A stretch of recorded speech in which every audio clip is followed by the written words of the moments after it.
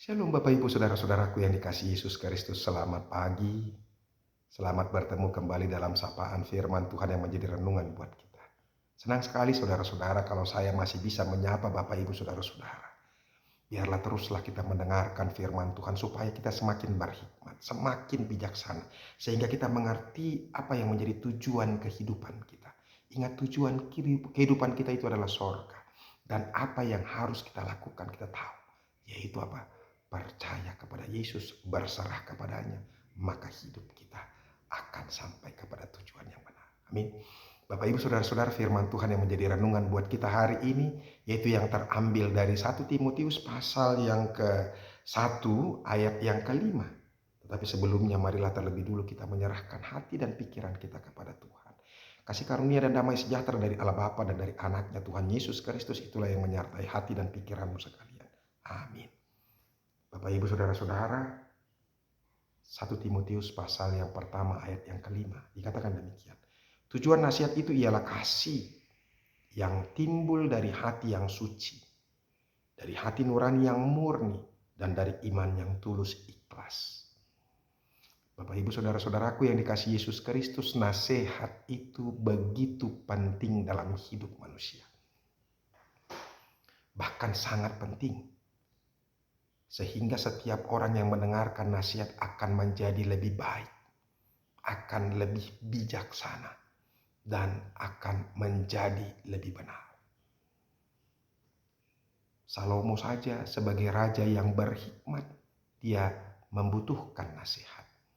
Bahkan dia menyampaikan pengajaran tentang nasihat. Ada begitu banyak nasihat-nasihat, berita nasihat yang dia sampaikan kepada kita saudara-saudara dalam bukunya Amsal itu. Dia katakan beberapa hal di sini. Kita lihat Amsal 9 ayat 9. Berilah orang bijak nasihat, maka ia akan menjadi lebih bijak. Ajarlah orang benar, maka pengetahuannya akan bertambah. Bayangkan saudara-saudara, orang yang bijak saja membutuhkan nasihat supaya dia semakin bijak. Orang yang benar saja membutuhkan nasihat supaya pengetahuannya semakin bertambah. Apalagilah orang yang tidak bijak, apalagilah orang yang bodoh, apalagi orang yang tidak beriman. Memang sangat membutuhkan nasihat. Oleh karena itu dengarkanlah nasihat. Supaya kita bisa semakin berhikmat, semakin benar. Nah sekarang yang menjadi pertanyaan kepada kita saudara-saudara. Siapakah yang patut memberikan nasihat? Saudara-saudara, ada beberapa hal yang layak untuk memberikan nasihat. Yang pertama, ya, orang tua kepada anaknya. Karena orang tua menginginkan anak-anaknya menjadi orang yang baik, orang yang benar, orang yang tinggal di dalam Tuhan. Sehingga anaknya juga akan menjadi berkat bagi dirinya dan juga bagi orang banyak. Itu. Yang kedua, siapakah yang berhak untuk memberikan nasihat? Yaitu orang-orang yang bijaksana, orang yang berhikmat. Sama seperti yang dikatakan oleh Raja Salomo tadi. Kepada orang-orang yang bodoh. Untuk apa? Membimbing orang-orang yang bodoh itu supaya dia berhikmat dan bertambah pengetahuan. Itu. Yang ketiga saudara-saudara, siapakah yang berhak untuk memberikan nasihat, memberikan renungan wejangan-wejangan, yaitu orang yang beriman, orang yang benar. Itu yang berhak, itu yang harus melakukan nasihat-nasihat, menyampaikan nasihat-nasihat. Jadi bukan semua orang, bukan sembarang orang. Pada saat ini kadang-kadang kita bingung siapa yang menjadi pendeta, siapa yang menjadi jemaat. Ya kadang-kadang kita tidak bisa mengerti. Ada banyak pendeta yang tidak mau memberikan nasihat.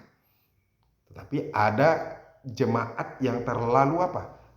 Terlalu rajin untuk memberikan nasihat. Ini juga menjadi bingung kita. Ya, kalau saya mengatakan kalau ada hamba-hamba Tuhan yang selalu mengejek orang-orang lain, sekarang pendeta-pendeta berlomba-lomba untuk memberikan khotbah. Saya pikir memang semuanya kita harus memberikan renungan. Supaya jemaat itu bisa memilih dan terus diingatkan sesuai dengan firman Tuhan. Jadi tidak ada salah. Kalau hamba-hamba Tuhan, apalagi orang-orang yang bijaksana, orang-orang yang pintar. Ya dong, harus dong semuanya ya, supaya orang semakin apa? Semakin diteguhkan, semakin diingatkan.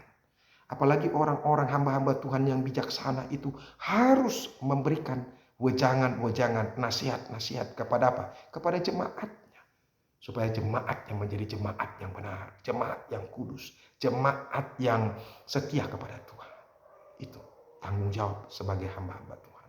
Bahkan bukan sebaliknya kita menghina orang-orang atau hamba-hamba Tuhan yang mau memberikan renungan-renungan kepada jemaat.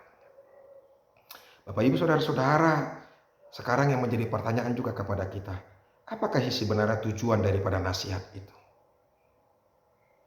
Tujuan dari nasihat itu adalah kasih. Dan nasihat itu juga muncul karena kasih, digerakkan oleh kasih. Orang-orang yang memberikan nasihat, yaitu orang-orang yang memiliki kasih. Karena dia mau orang yang nakal, orang yang jahat, orang yang kurang berhikmat, orang yang berdosa itu mengenal Tuhan. Semakin berhikmat, semakin benar, dan berjalan di jalannya Tuhan. Itu adalah tujuannya. Karena kasihlah, maka kita memberikan apa? Memberikan nasihat itu. Ya kan? Supaya dia hidup menjadi lebih benar. Dan dia juga boleh diselamatkan. Itu kepentingannya. Ya kan? Supaya orang-orang boleh menemukan jalan kebenaran dan diselamatkan. Makanya itu gunanya nasihat. Terlebih renungan firman Tuhan.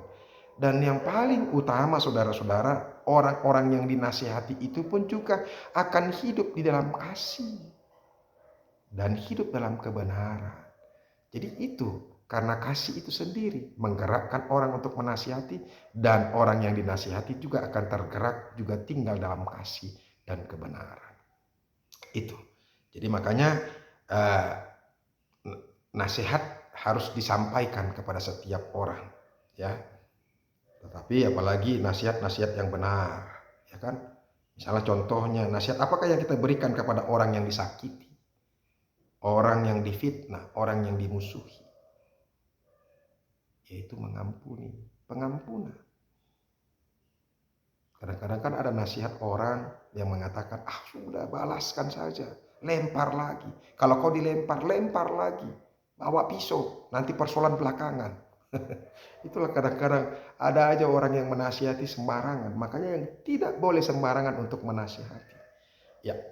Dan saudara-saudara, nasihat itu yang kita berikan itu memang timbul atau digerakkan oleh hati yang suci, hati yang kudus.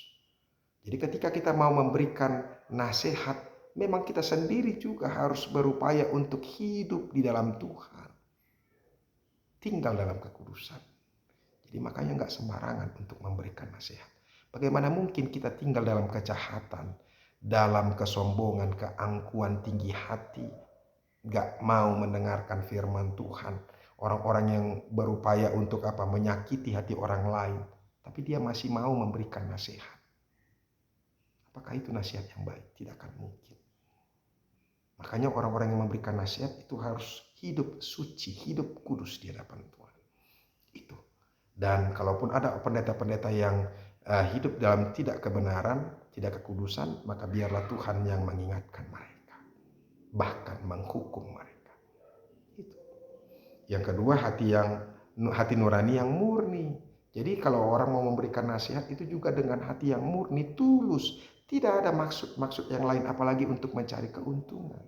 Tidak. Yang ketiga, dan dari iman. Itu yang saya katakan tadi, dari iman. Dasarnya adalah iman. Makanya saudara-saudara, dari manakah kita memberikan nasihat? Raja Salomo mengatakan di sini. Di Amsal 8 ayat 14 ini, padaku ada nasihat dan pertimbangan, akulah pengertian, padakulah kekuatan. Jadi sumber nasihat itu dari Tuhan, dari firman-Nya. Makanya itu, belajarlah firman Tuhan. Makanya orang yang memberikan nasihat harus mengerti tentang firman Tuhan, paham firman Tuhan. Makanya belajarlah, bila perlu sekolah teologi. Begitu. Jadi makanya yang berhak sebenarnya orang yang paham dengan apa?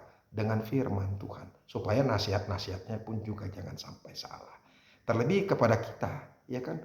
Kadang-kadang ada orang perempuan anak kita yang mengeluh, dia menikah kepada orang yang tidak seagama. Dan dia mengeluh kepada kita, apa yang harus aku lakukan? Dia memaksa aku untuk mengikuti agamanya. Ada orang yang bodoh yang mengatakan apa? Ya kan? Taatilah suamimu, tunduklah kepada suamimu. Kepada suami yang bagaimanakah kita tunduk? Kepada suami yang takut akan Tuhan. Masa kepada suami yang tidak takut dengan Tuhan kita akan tunduk, bahkan kita mengikuti agamanya? Itu tidak benar. Itu nasihat yang salah. Makanya saudara-saudara, kita harus menasihati dalam iman dan kebenaran. Tuhan Yesus memberkati. Terima kasih Tuhan, kami hari ini diingatkan oleh firman-Mu untuk menerima nasihat daripada Tuhan supaya kami semakin baik. Dan ketika kami sudah hidup dalam kebenaran dan pengetahuan, maka kami juga akan harus memberikan nasihat mengingatkan orang lain. Terima kasih Yesus. Amin. Bapak Ibu Saudara-saudara yang sudah dengarkan firman Tuhan. Tuhan memberkati.